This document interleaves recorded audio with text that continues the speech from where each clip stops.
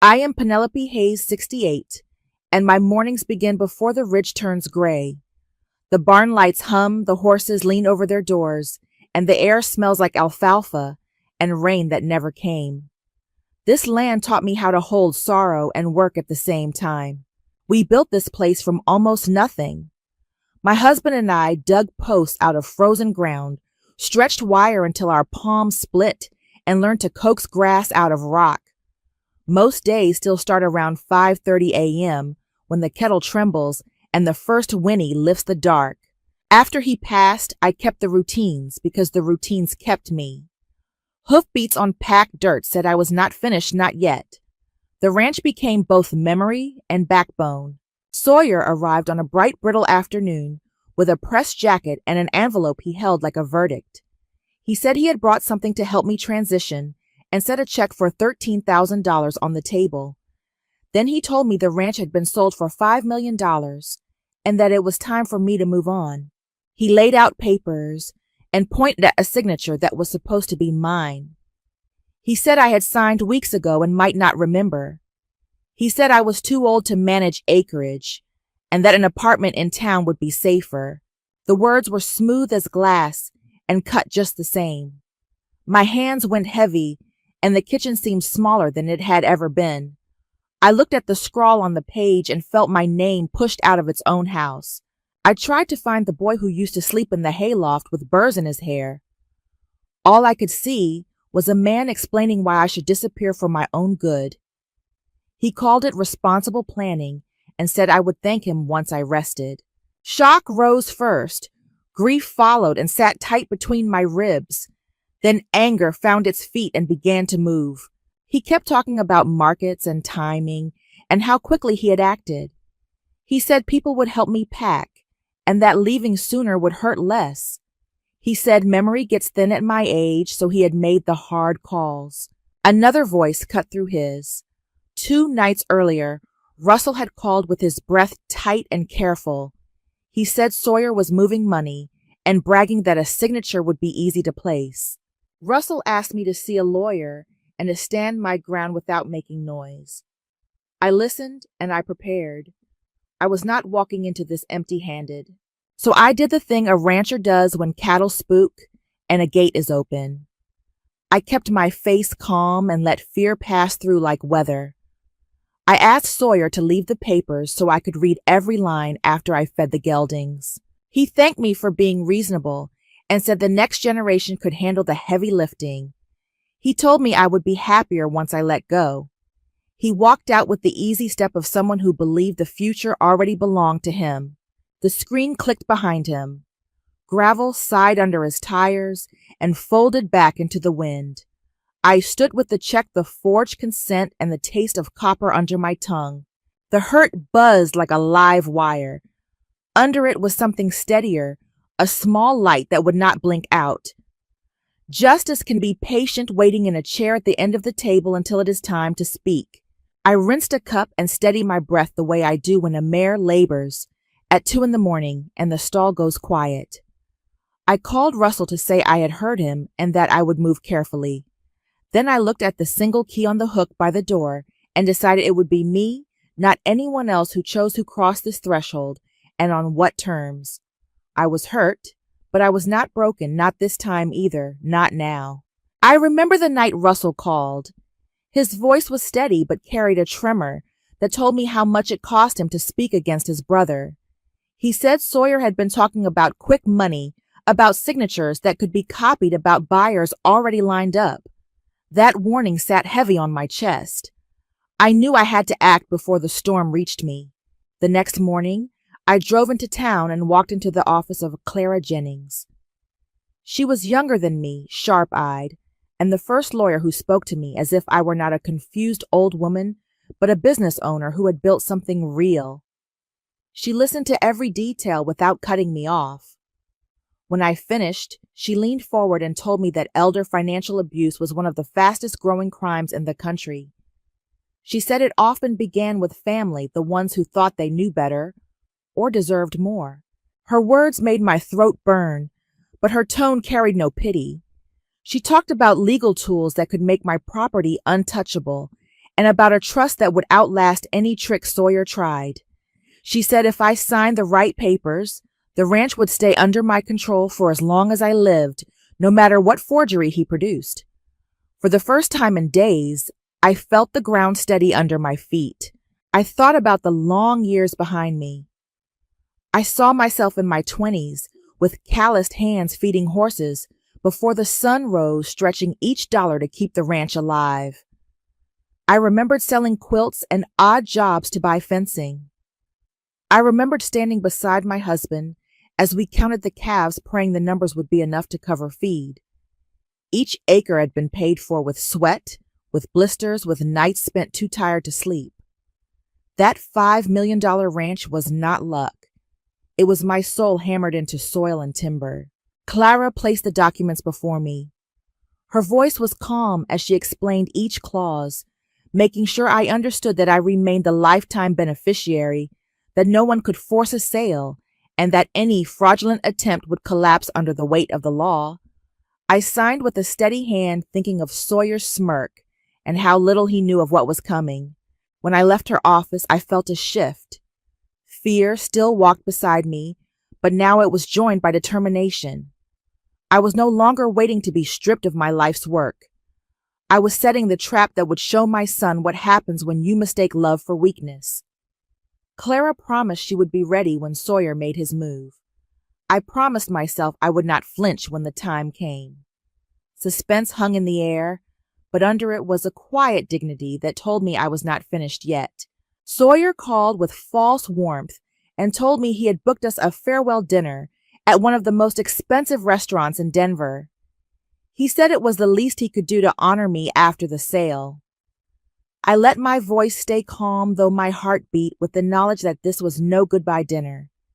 It was the stage I had chosen for his undoing. That afternoon, I opened the cedar chest where I kept the red dress I had bought to celebrate my 60th birthday. It was a color of defiance and memory. I paired it with the pearl earrings my husband had given me on our 20th anniversary. As I looked in the mirror, I did not see a woman defeated. I saw a mother preparing for battle with quiet resolve. Behind the scenes, I made 2 phone calls. Russell would arrive discreetly, choosing a table in the back where he could witness every word. Clara would come later, briefcase in hand, ready to deliver the evidence at the perfect moment. The plan felt dangerous but necessary. Every detail had been rehearsed in my mind like a courtroom drama, waiting for the gavel to fall. The evening air was crisp when I walked into the restaurant. Chandeliers glowed above white linens, and the hum of voices blurred into a single low current. Sawyer was already at the table, raising a glass in triumph, as if he had finally won. He smiled and told me how good it was to see me looking so well. I smiled back, steady and unreadable, knowing he mistook composure for surrender. Every step, every glance, carried weight. I could sense Russell's eyes watching from across the room, steady as an anchor. I knew Clara would enter soon, her timing sharp as a blade. The dinner that Sawyer imagined as a farewell was already shifting. Suspense coiled tighter with each course delivered to the table. My hands rested lightly on the napkin in my lap, but inside I held the strength of decades of sacrifice. He believed I had come to say goodbye. What he did not know was that the walls were closing in, and this meal would be the moment his world began to collapse. Sawyer ordered the most expensive bottle of wine and lifted his glass as if he were the master of the evening. He leaned across the table and said he had taken the $5 million from the ranch and placed it in an investment that would soon become $20 million. His eyes gleamed with pride, and he spoke as though the outcome was already certain. I let him talk, my face calm, my voice steady. I asked where the rest of the money was, since only $13,000 had reached me. He chuckled as if humoring a child and pushed a folder across the table. Inside were contracts bearing a signature that was meant to be mine. The loops and lines looked familiar at first glance, but I had never touched those pages.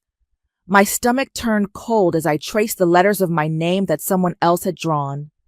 Sawyer sat back smugly and said I had signed weeks ago when I visited his office, And maybe I just did not remember. I folded the papers and set them down, gently refusing to let my anger spill out. Instead, I asked what kind of company would guarantee such profit. He smiled wider and said it was a tech startup positioned to dominate Latin America. He promised that in 5 years we would both be wealthy beyond measure. I nodded as though impressed, even as my heart raced with the weight of what was about to unfold. The air shifted when Clara walked up to the table. Her briefcase hung at her side, and her expression was calm but unyielding. Sawyer's grin faltered when she introduced herself as my attorney. He demanded to know why a lawyer had come to dinner. Clara set her folder on the table and slid out a photograph. It showed Sawyer in his office pen in hand, signing the very papers he had just claimed were mine. His face drained of color as he stared at the image. She laid out the next piece of evidence, a packet of bank statements. The supposed buyer was nothing more than a shell account traced back to Sawyer himself. Clara explained that funds had been routed to digital wallets connected to fraudulent crypto exchanges. The $5 million had not been invested. It had been gambled away in a scheme already flagged by investigators. Sawyer's voice cracked as he tried to argue that mistakes happen in paperwork. He said the money was safe and that he had connections. Clara opened her laptop and pressed play on a recording from a hidden camera in my house. His own voice filled the speakers, cool and calculated, talking about forging my name and removing me from the ranch. The sound of his words landed harder than any accusation. I kept my eyes on him, steady as stone, while he shifted in his seat like a man trapped in rising water. Russell watched from across the room, his jaw tight, his eyes full of both fury and sorrow. Sawyer sputtered that he had done it all for me, that I was too frail to manage land, that he was protecting the family's future. Clara responded that what he had done was criminal, and that every attempt to justify it only deepened his guilt. He looked at me, then searching for a softness that might save him, but I gave him none. The trap had sprung.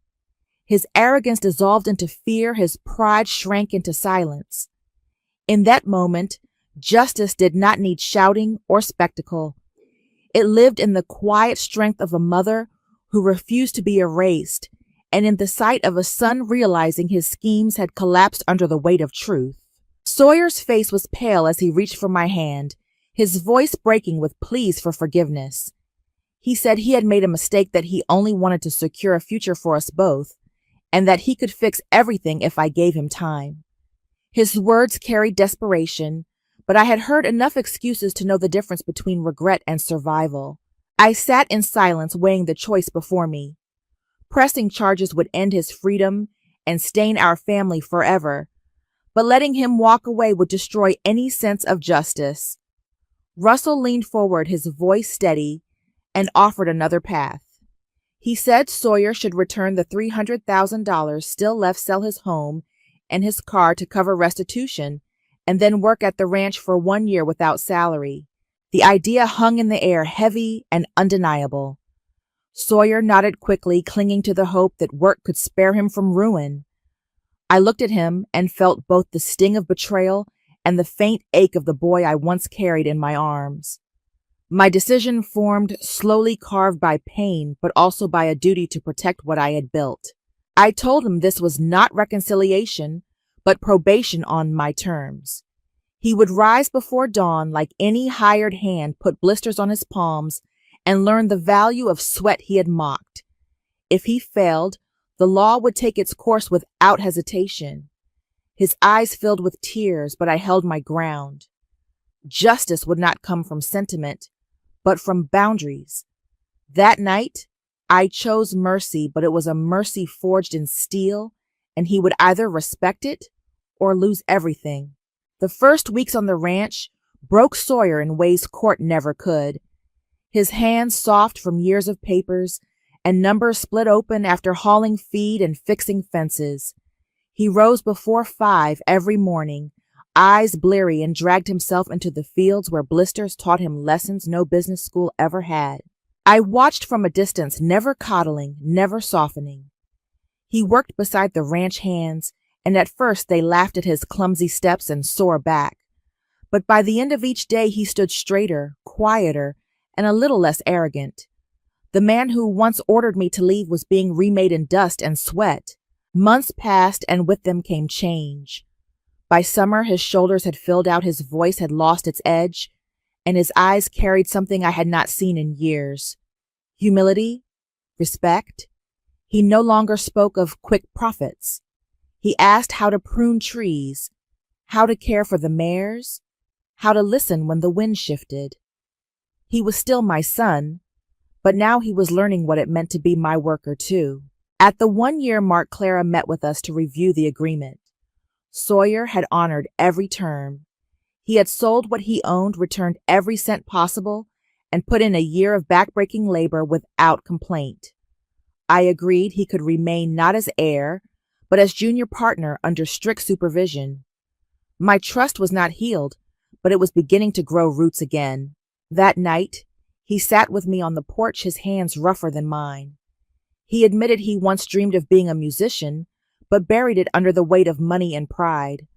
I heard truth in his voice, and for the first time, I admitted that my own rigidity had pushed him to seek worth in wealth.